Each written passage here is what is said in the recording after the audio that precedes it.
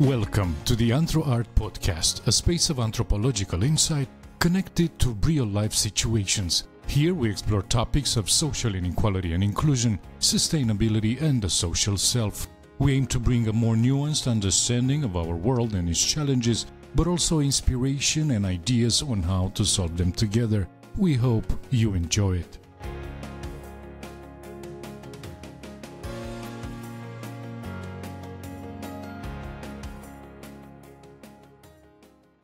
Artificial, naturally. A text written by Alec Bălășescu for AnthroArt, read by Daniel Popa. Deadlocked. This article invites the reader to re-evaluate how we relate to nature, culture, and technology in the way we organize society based on extractivism, extracting resources of all kinds and using them for unlimited growth.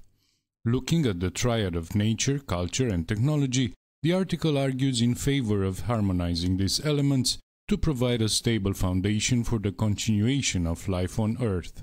The triad can just as easily be a recipe for catastrophe. The choice is ours. Historically, designing technologies to meet the challenges we faced as humanity rebuilt us as humans. If we look carefully at the politics of optimization within and beyond managerial perspectives, we will find that one of the main sources of our repeated failures related to governance and climate change does not intrinsically lie with the technology, but the purpose for which we design it and how we use it. The conclusion will follow naturally. The mental tools used to construct our instruments need to be re-examined, critiqued, and re-evaluated in order to move away from the real danger of perpetuating the status quo of extractivism. Two seemingly opposing trends are shaping the world today. On the one hand, the universal appeal of technology as both the ultimate savior and existential threat, and on the other, the centrality of returning to nature to meet the challenges of climate change. With the promise of automation called artificial intelligence, we are ready to imagine a world that transcends, for better or worse, humanity.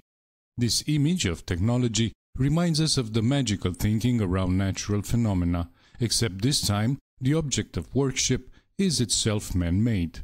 We seem to be slowly walking towards technological animism.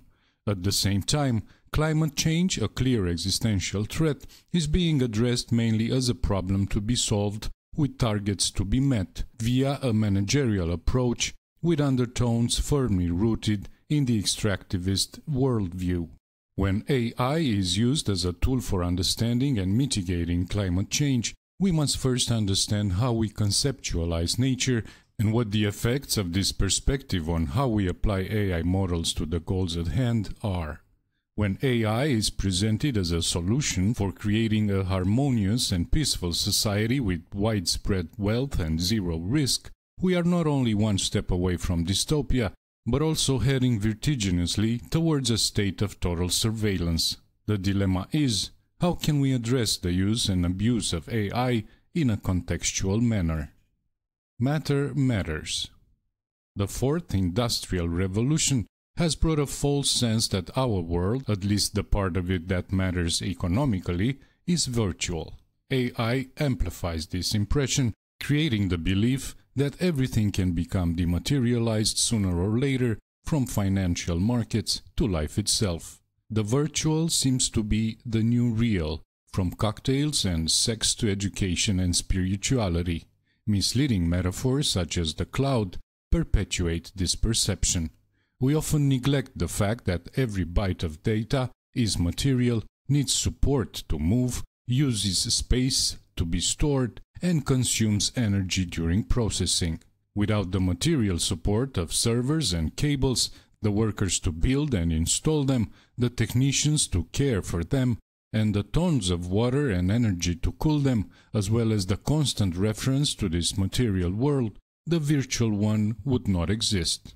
The COVID-19 pandemic is the latest reminder of the importance of this materiality. Beyond remote working and its idiosyncrasies, the economy grinds to a halt if the actual movement of goods and people stops. It is only after 3 years into the pandemic that we can see how different levels of society are affected by it in different ways. Digitization hides the materiality of the virtual world and also shifts the cost of that materiality to the global south, fueling the narrative of clean green capitalism. By maintaining the illusion of immateriality, AI confirms it. Language is of crucial importance in this type of knowledge based on the abstraction of reality. For example, one of the major discussions in AI modeling is that of reality drift, a term used when the basic model used in the design of the algorithm running an AI system, despite continuous learning, no longer corresponds to the ever-changing reality, causing it to malfunction. When we say reality drift, we unwittingly already create the expectation that reality should constantly behave according to the model. This language in itself indicates a possibly distorted or inverted view of reality as something that should correspond to the patterns we create to make it predictable and therefore exploitable. This way of knowing, which seems natural throughout modernity, operates a fundamental break in the flow of things, so to speak. Essentially, in order to measure anything, we first recreate it according to our interest and separate it from the rest of the system. In other words, this kind of thinking extracts a fragment of a phenomenon, renders it measurable, and represents it as the truth about that phenomenon. Body matters. AI and its effects on different perceptions of the human body are both ubiquitous and almost never analyzed. The body, however, has a double reciprocal relationship with AI systems. The various constructs of the human body, from medical to racial, are the driving force behind the design and development of AI, while the human body itself and its perception are altered as a consequence of the widespread use of AI. How do different conceptions of the ideal human body interact in the design and application of AI? And how does the use and misuse of AI reflect on our understanding of the human body?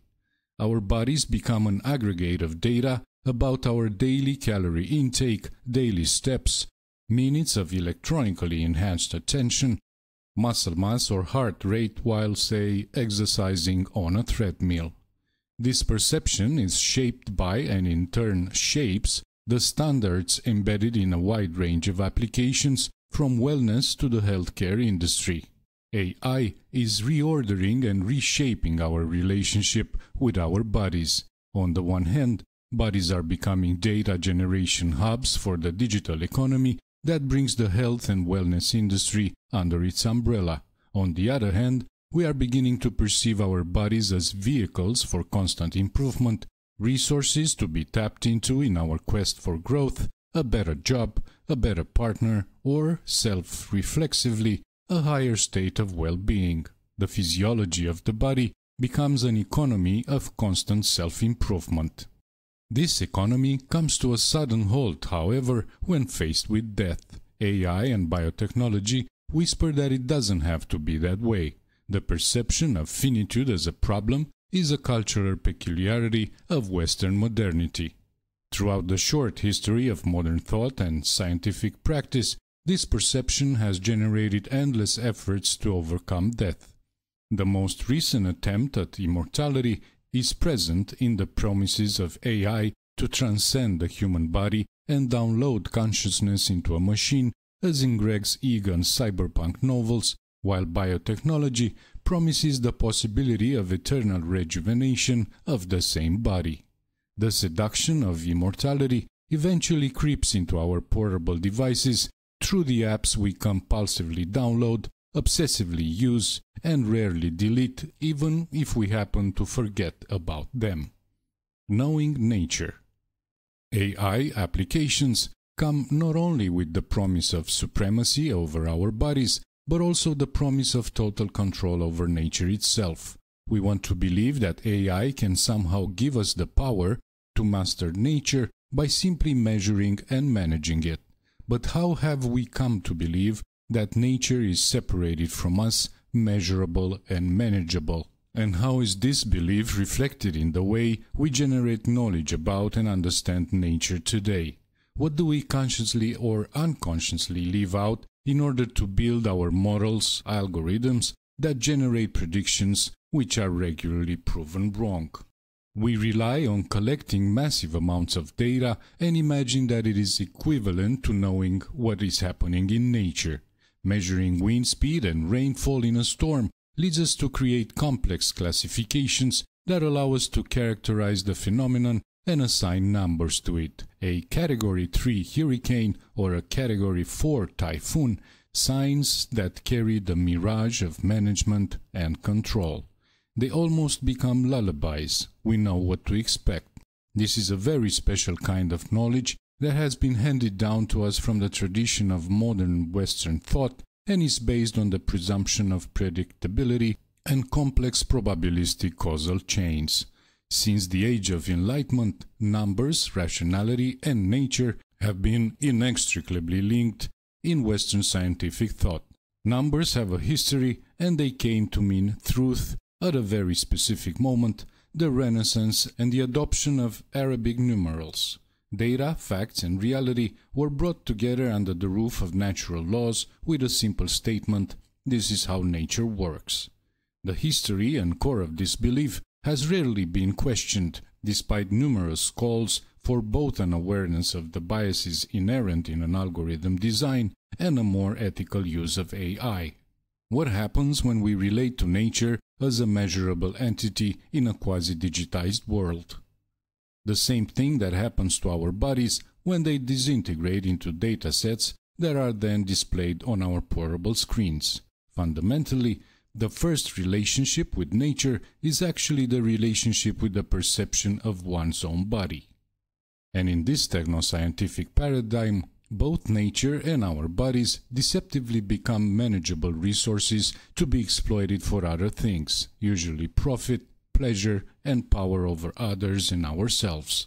What we lose sight of is that beyond measurement, our bodies are ourselves and we are nature. Surveil and reward. Where does nature meet human nature?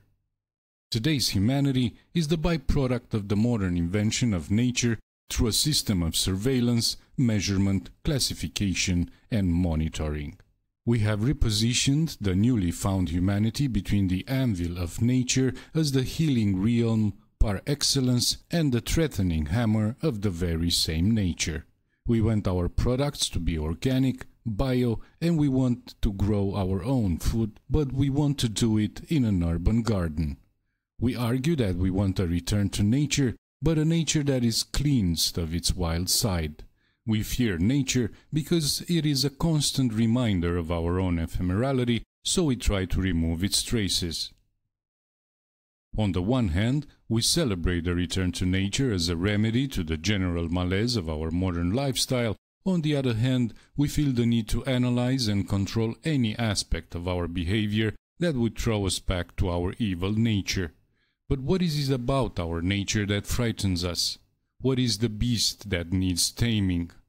The immediate answer would be the crafty behavior to which some claim we are naturally prone. From the fear of letting go of our bodies that would naturally gain weight or decay, to letting go of our supposed predatory individualistic instincts that supposedly drive many automatically into delinquency, the struggle against this nature is pervasive. Our devices analyze our behavior, internally and externally, in the same way we analyze our natural environment with justified anxiety and worry about the effects of climate change. We seem to think that this whole system will keep us all normal and ensure the perpetuation of life within our current parameters. The other possible answer is that deviation from the imposed norm actually scares us because it is only a symptom, an indicator of the possibility of death. Deviation from the norm of capitalism is death itself. Death as the finitude of the human body, death as planetary extinction caused by climate change, death as the end point in the complex system of debt and finance. The current consensus is that we are living globally in the era of surveillance capitalism, which takes a variety of forms and names. Unlike the classical view, which associates surveillance with punishment, in today's capitalism, instant gratification or promised rewards replace punishment. In techno-capitalism, the reward system is designed both to generate data and to domesticate through constant surveillance, and it is in fact a reflection of our relationship with the concept of nature, both human and non-human. If nature has historically been a product of observation and classification, our aspiration to build a perfect society returns politics to nature as we have defined it, the famous natural order. Unfortunately, human classifications are not neutral, on the contrary. Inequality and hierarchy are embedded in them. As nature seems surveilled, measured, and necessarily saved from climate change by data-generating sensor networks, so are we regenerated into surveillance systems to be saved from our own nature, and ultimately to be made immortal. The argument here is that the surveillance and reward system in today's population governance has the ultimate goal of erasing finitude through oblivion. In the process, we recreate and operate with highly problematic classifications of human beings and renaturalize them with technology. Furthermore, the planetary system is a complex and open system that cannot be approached with the tools appropriate for closed, complicated systems as we do now, which leads to a paradox. If we kill death, we kill nature. Where to now? Climate change cannot be managed in an extractivist paradigm using AI technologies to regulate the natural system.